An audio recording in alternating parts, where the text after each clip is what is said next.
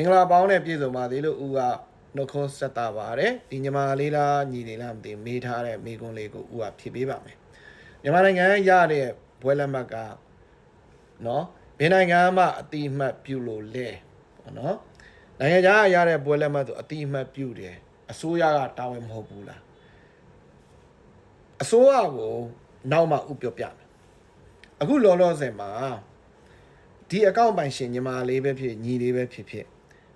အတွေးခေါ်ကလုံးဝမှားနေတယ်လို့ညီမလေးတွေညီလေးတွေရထားတဲ့ information ပေါ့နော်အဲ့ဒါတွေအားလုံးကလည်းအမှားတွေပါ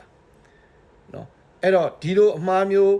ဒီလို idea မျိုးညီမလေးတို့ညီလေးတို့ခေါင်းထဲမှာရှိနေရဆိုရင်ညီလေးတို့ညီမလေးတို့ကရှေ့ဆက်ကိုဘဝကိုတခြားနိုင်ငံမှာပဲဖြစ်တက်လန်းဖို့ဆိုရင်တော်တော်ခက်ပါတယ်ဘာဖြစ်လို့လဲဆိုတော့အဲ့စကားတစ်ခုကို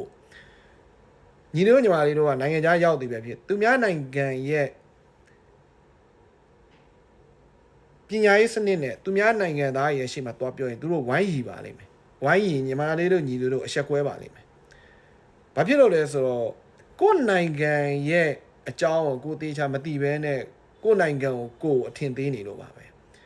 နိုင်ငံတစ်နိုင်ငံမှာဘယ်နိုင်ငံကိုပဲတွားပါတော့မြန်မာနိုင်ငံကကမ္ဘာမြေကြီးမှာရပ်တည်နေတဲ့မြန်မာလူမျိုးမြန်မာစာပေနော်နဲ့ရပ်တည်နေတဲ့နိုင်ငံဖြစ်ပါတယ်နော်အဲ့တော့မြန်မာနိုင်ငံမှာတိုင်းဒေသလူမျိုးတွေပေါင်းစုံစုစည်းပြီးနေနိုင်တဲ့နိုင်ငံလည်းဖြစ်ပါတယ်။ဒါပေမဲ့ဥရောမြန်မာနိုင်ငံမှာကတရားဝင်နော်ဘာသာစကားကမြန်မာဘာသာစကားကိုယုံသုံးဘာသာဖြစ်အသုံးပြုပါတယ်နော်။နိုင်ငံရဲ့အခြေအနေကြောင့်ပဲဖြစ်စီးပွားရေးအခြေအနေကြောင့်ပဲဖြစ်နော်အကြောင်းမျိုးကြောင့်နိုင်ငံဘာပဲဖြစ်နေနိုင်ငံတိုင်းမှာနော်တခြားနိုင်ငံကနေအတိမတ်ပြုထားတဲ့တက္ကသိုလ်ဆိုတာရှိတယ်ဥပမာမြန်မာနိုင်ငံမှာအနိကဆုံးပြောပြမယ်ပေါ့နော်စင်ကာပူကနေမြန်မာနိုင်ငံမှာအတိမတ်ပြုထားတဲ့နော်မြန်မာနိုင်ငံကနေလာတဲ့ဘွဲလက်မှတ်တွေဘယ်ကျောင်းတော့အတိမတ်ပြုတယ်ဘယ်ကျောင်းကိုအတိမတ်ပြုသူတို့မှရှိပြီးသားဒါပေမဲ့အစိုးရကျောင်းတွေအားလုံးကနော် University of Yangon University of Mandalay University of Government ကျောင်းတွေအားလုံးကနိုင်ငံတကာမှာအတိအမှတ်ပြုတဲ့လက်မှတ်ပါစာရီဖတ်ကြည့်ပါစုံစမ်းကြည့်ပါနော်ဥပမာအနိကဆုံးဆောက်ရီအာရှနိုင်ငံမှာပြောပြမယ်အရှေ့တောင်အာရှနိုင်ငံမှာစင်ကာပူမှာညီလေးတို့ညီမလေးတို့စင်ကာပူသွားရင် highest education လို့အမြင့်ဆုံးပညာအရေးချုံပြကျွန်မကဘွဲရပြီးသားပါဘယ်ရမြန်မာနိုင်ငံရတာပါဒီမှာပါဘွဲလက်မှတ် University of Yangon University of ဘာပဲဖြစ်အစိုးရရတာဘွဲလက်မှတ်တရားဝင်တယ်မင်းတို့ရလာတဲ့ဘွဲလက်မှတ်ကအတူကြီးလို့ဘယ်သူမှပြောလို့မရသူ့နိုင်ငံမှာသူ့ဂုဏ်သိက္ခာနဲ့သူရှိတယ်သူ့ပညာအရေးချင်းနဲ့သူရှိတယ်မြန်မာနိုင်ငံမှာလည်းမြန်မာနိုင်ငံဂုဏ်သိက္ခာမြန်မာနိုင်ငံပညာအရေးချင်းနဲ့ရှိတယ်မြန်မာနိုင်ငံရဲ့ပညာအရေးချင်းကလည်းဟိုလိုမျိုးလှုပ်ချင်တိုင်းလှုပ်ပြီးတော့ဟိုလမ်းဘေးကနေစာအုပ်တော့ဆွဲပြီးတော့ရေးချင်တဲ့လူရေးတာမဟုတ်ဘူးအဲ့တော့နိုင်ငံမှာတခြားနိုင်ငံကနေအတိအမှတ်ပြုတဲ့လက်မှတ်တွေဘွဲလက်မှတ်တွေ certification တွေအကုန်ရှိတယ်နော်အဲ့တော့မြန်မာနိုင်ငံကဘွဲလက်မှတ်ကိုဘယ်နိုင်ငံကအတိအမှတ်ပြုလဲဆိုတော့နိုင်ငံလုံးကအတိအမှတ်ပြုတယ်လက်မှတ်အစစ်တာဖြစ်ပါစေ University of Yangon University of Mandalay အစိုးရအတိအမှတ်ပြုတဲ့ကျောင်းကရလာတဲ့လက်မှတ်မှန်သမျှနိုင်ငံတကာအတိအမှတ်ပြုတယ်အဲ့ဒါလက်မှတ်ကိုပြောတာနော်ဒါပေမဲ့အဲ့လူကတကယ်အလုတ်လုတ်တယ်မလုတ်ဘူးဆိုတာလေအလုတ်ရှင်ပေါ်မှာမူတည်တယ်နော်အလုတ်ရှင်ပေါ်မှာမူတည်တယ်နော်အတိမတ်ပြုတယ်နိုင်ငံခြားကိုရောက်သွားမယ်ဘွဲလက်မှတ်ကိုအတိမတ်ပြုတယ်ဆရာဝန်ဆိုပဲဖြစ်ဘာဖြစ်အတိမတ်ပြုတယ်ဒါပေမဲ့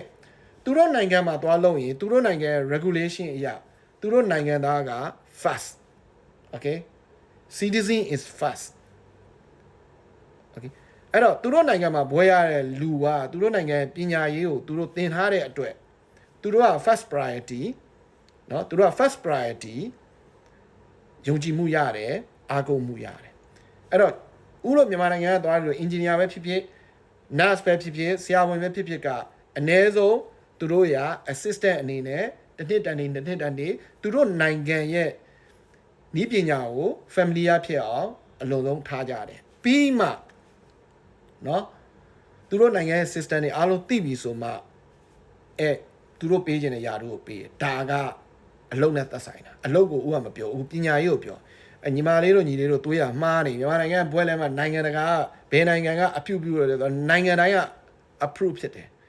ကြိုက်တဲ့နိုင်ငံခေါ်လာခဲ့မြန်မာနိုင်ငံက University of Yangon က graduate ကိုဒီ certificate ကိုငါတို့အခွင့်မပြုဘူးဒီ certificate ကိုငါတို့ခွင့်မပြုတဲ့နိုင်ငံဘယ်နိုင်ငံမှမရှိဘူးအဲ့နိုင်ငံကလည်းမြန်မာတန်ရုံးမရှိတဲ့နိုင်ငံပဲနေနေလိမ့်မယ်နော်ဦးပြောချင်တာဒါအပြက်ပြောတာ okay အဲ့တော့အတွေးခေါ်ရင်မမားပါနဲ့လူငယ်တွေအတွေးခေါ်မှားရင်လူငယ်ဘဝတွေမဟုတ်နိုင်ငံရဲ့ရှေ့ရေးပါပြတ်ပါတယ်အဲ့တော့လူငယ်တွေအတွေးခေါ်မမှားပါနဲ့ဦးကပြောပါအဲ့လိုမသိရင်မေးပါမသိရင်ညီမလေးတို့မျိုးလည်းမိဘကြီးရှိတယ်သူတို့လည်းမေးပါဆရာသမားတွေမေးပါအဲ့လိုမျိုးမြန်မာနိုင်ငံသင်ပေးတဲ့ပညာရေးကဘယ်နိုင်ငံကအတိအမှတ်ပြုလို့လဲနိုင်ငံခြား certificate ကအတိအမှတ်ပြုတယ် no အဲ့လိုမဟုတ်ပါဘူးဖိလစ်ပိုင်မှာဘွဲလက်မှတ်တွေတန်းစီနေတာနော်အိန္ဒိယမှာဘွဲလက်မှတ်တွေတန်းစီနေတာ University တော့16000ရှိတယ် okay သူတို့စင်ကာပူသွားတယ်အမေရိကသွားတယ်ဘယ်နိုင်ငံသွားတယ်ဒါပေမဲ့သူတို့ government to government နော် register တင်ထားတဲ့ University ကရတဲ့ဘွဲလက်မှတ်ကိုဒါသူတို့ကအတိအမှတ်ပြုတယ်အဲ့လိုပဲမြန်မာနိုင်ငံမှာလည်းအဲ့လိုပဲနော်အဲ့တော့အစိုးရအတိအမှတ်ပြုတဲ့ဘွဲလက်မှတ်ဆိုရင်နိုင်ငံတကာကအတိအမှတ်ပြုကိုပြုတယ်ဘာဖြစ်လို့လဲဆိုတော့နိုင်ငံဂုဏ်သိက္ခာနဲ့ဥတစ်ခါထပ်ပြောမယ်နော်မြန်မာနိုင်ငံဆိုတဲ့ဂုဏ်သိက္ခာနဲ့တခြားနိုင်ငံကခွင့်ပြုရတယ်အစိုးရအခွင့်ပြုတဲ့အစိုးရအတိအမှတ်ပြုတဲ့အစိုးရကျောင်းအစိုးရ University ကနေဘွဲရလာတဲ့လူကိုနော်တခြားနိုင်ငံမှာမင်းဘွဲလက်မှတ်ကိုငါတို့အတိမပြုလို့မရဘူးဘာဖြစ်လို့လဲဒါကအစိုးရ University ကနေနော်နိုင်ငံပိုင် University ကနေရတဲ့ဘွဲလက်မှတ်နော်အရေးချင်းမပြည့်မီလို့အလောက်ခန့်တာမခန့်တာသူတို့ကိစ္စဒါပေမဲ့ဘွဲလက်မှတ်ကို reject ပယ်ဖျက်လို့မရဘူးနောက်တစ်ခုရှိရဲ့ညီမလေးတို့ညီလေးတို့မြန်မာနိုင်ငံရန်ကုန်မှာ private university တက်ကြတယ်ပုဂ္ဂလိက university တက်ကြအဲ့ဒါတော့ဦးကအာမမခံဘူးဘာဖြစ်လို့လဲဆိုတော့ private university တော်တော်များများမှာလဲနော်ပတ်စံရှိလို့ထောင်ထားရတဲ့လူတွေအများကြီးပဲနိုင်ငံခြားကနေဒီ education service ကိုယူပြီးထောင်ထားရတဲ့လူတွေအများကြီးပဲအဲ့တော့ဥပမာ Australia ကနေမြန်မာနိုင်ငံကိုလာဖွင့်တဲ့ကျောင်းမှာ Australia ရတဲ့ဥပမာပြောရနော် certificate ကစင်ကာပူကိုယူသွားမယ်ဆိုရင်စင်ကာပူ government ကခွင့်ပြုခြင်းမှာခွင့်ပြုဘာဖြစ်လို့သူကသူ့ university ကိုလှမ်းမရအောင်ပါဒီ university ရဲ့ခိုင်ခန့်မှုကဘာလဲဘယ်သူက warranty ပေးရဘယ်သူက assurance ပေးတယ်ဘယ်သူက quality assurance ကိုeducation quality assurance ကိုလုပ်ထားတယ်ဘယ်ကောင်က trust ဖြစ်တယ်အဲ့ဒါတွေလို့တယ်မြန်မာနိုင်ငံရဲ့ university က government နိုင်ငံတော်အဆင့် university ဖြစ်တဲ့အတွက်ဘွဲလက်မှတ်ကလူတိုင်းအသိမှတ်ပြုပါတယ်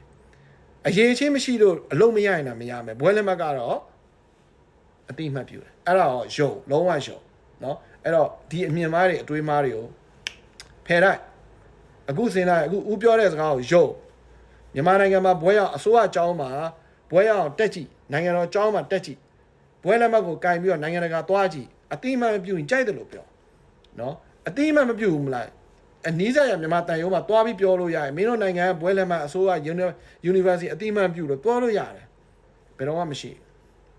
နော်ဦးပြောချင်တာအဲ့အမျိုးအဲ့တော့တခြားလေးလာပါကိုနိုင်ငံဂုံတိတ်ခါကြောက်အောင်မလုပ်ပါနဲ့ကိုကမြန်မာပါကိုမြန်မာဆိုမြန်မာနိုင်ငံဂုံတိတ်ခါကြောက်အောင်မလုပ်ပါနဲ့မြန်မာစာပေကိုဂုံတိတ်ခါကြောက်အောင်မလုပ်ပါနဲ့မြန်မာနိုင်ငံမှာရှိတဲ့ဆရာဆရာမတွေရဲ့ဂုံတိတ်ခါကိုကြောက်အောင်မလုပ်ပါမြန်မာနိုင်ငံမှာရှိတဲ့ကျောင်းတွေရဲ့ဂုံတိတ်ခါကိုကြောက်အောင်မလုပ်ပါနဲ့နိုင်ငံစင်းရဲတာပြဿနာမရှိဘူးနော်နိုင်ငံစင်းရဲတာကပြဿနာမရှိဘူးဒါပေမဲ့လူတွေရဲ့အတွေးခေါ်စင်းရဲသွားတယ်နိုင်ငံတနိုင်ငံလုံးကဆုံးမြုပ်သွားမှာအဲ့ဒါကိုပဲဥပြောချင်ပါတယ်ကျေးဇူးတင်ပါတယ်